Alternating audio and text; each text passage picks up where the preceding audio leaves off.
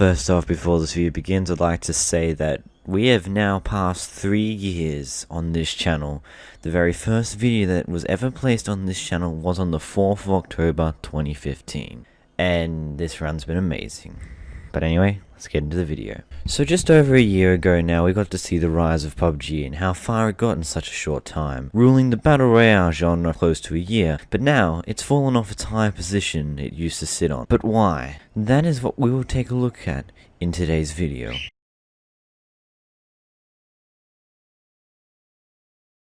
One of the biggest things that have always been up against PUBG was the fact that it could never run at high speeds with good graphics without having a very high-end PC to run the game on. And this is due to their lack of optimization. It really wasn't helped by the fact that it became a meme, which of course was over-exaggerated, and if you haven't heard of it, it goes like this. It takes a high-end PC just to run PUBG on the lowest setting. Went on, this would be a massive problem that would not see itself get fixed quickly, and with the most of the game's biggest problems lying in how it ran, this would start to hurt the game in the long run.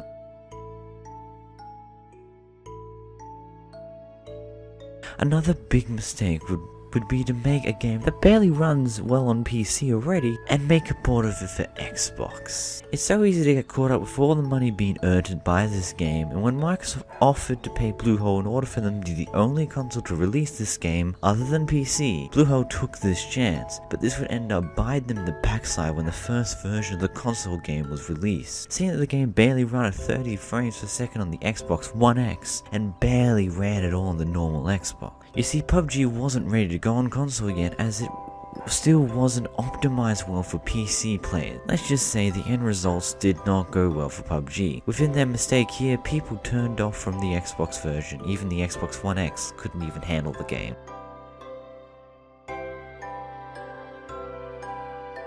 Back when Fortnite Battle Royale first initially dropped, it dropped with Bluehole trying to sue Epic Games for using their idea and making a game from it. Of course, this never made it as far as Bluehole would drop it pretty quickly and move on, but it did leave some players with a sour taste in their mouth. Bluehole would go in to try again in May of 2018 after Fortnite absolutely blew PUBG out of the water, but again, this didn't get too far after the massive backlash they received from their player base.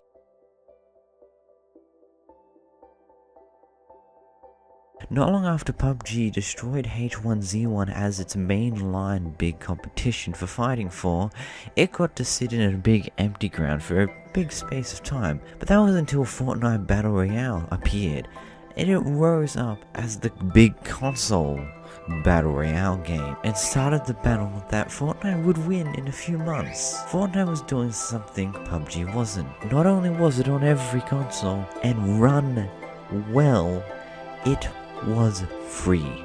Of course, that doesn't really mean PUBG should be free, but Fortnite was running on most devices, and with that fact, they were so similar to each other in most ways, apart from some very obvious things. It just made sense. For a while, people were playing both games until the bugs that ultimately would kill PUBG became their undoing.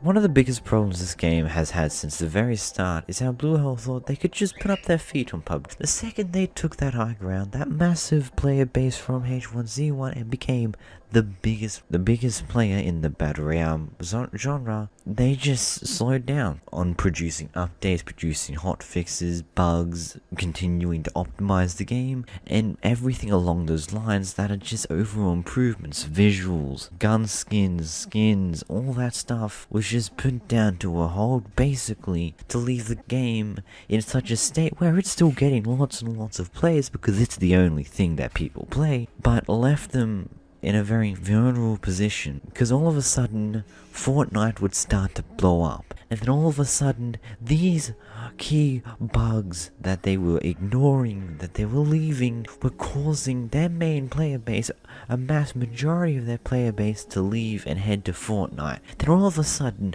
PUBG was receiving updates like crazy, with many optimization fixes, skins, new bits and pieces to ultimately improve on the game, but they were still a little slow on it until Fortnite just blew PUBG out of the water. Then all of a sudden, hotfix, hotfix, hotfix. They were doing everything in their power to keep their players, but they left it for too late. And with no luck on keeping their player base, they went from having 3 million daily players to just 1 million in just a span of a couple of months. And now this number just seems to continually to dwindle more and more every week.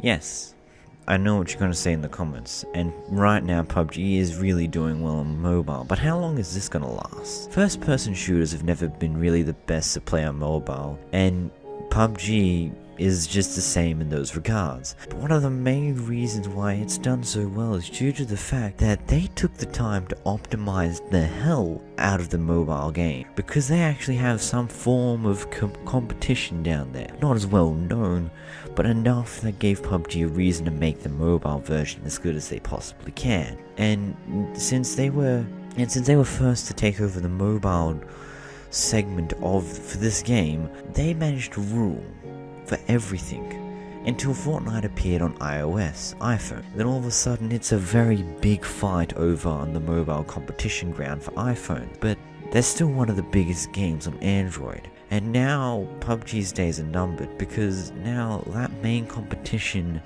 is in beta on Android, and it won't be too long now until it ultimately finishes off the rest of what PUBG has left. The game isn't dying yet, but as I said, like every game, its days are numbered.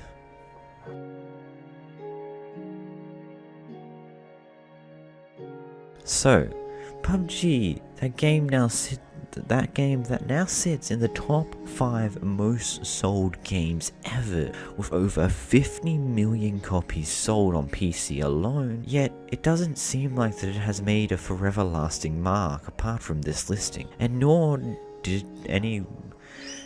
it last long due to many different factors. But all of these factors could have easily been avoided if the devs had paid more attention to the game, if they had actually been smarter with playing their cards, if they didn't attack Epic Games on multiple occasions with sue threats because they use the same genre type.